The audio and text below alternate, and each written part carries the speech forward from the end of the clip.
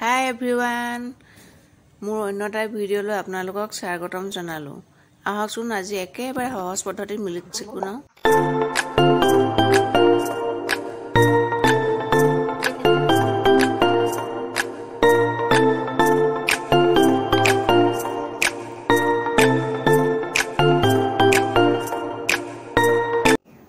প্ৰথমে মই দুটা কল বাকলি গুচাই মিক্সি জাৰত দি লম আৰু অলপ চেনি দিম।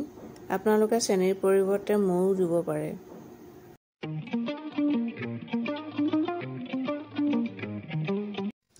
এতিয়া মই এক গিলাচ গাখীৰ লৈ লম আৰু গোটেইখিনি মিক্সি জাৰত গ্ৰাইণ্ড কৰি লম।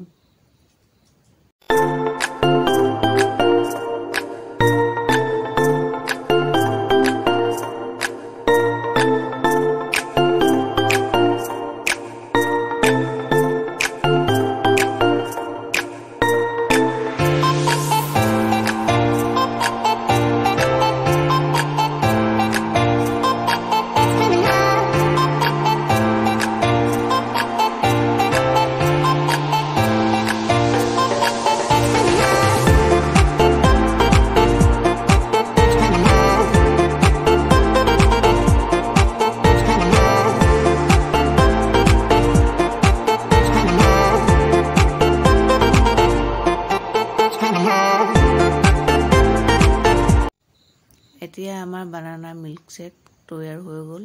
এই স্বাস্থ্যৰ কাৰণে বহুত উপকাৰী।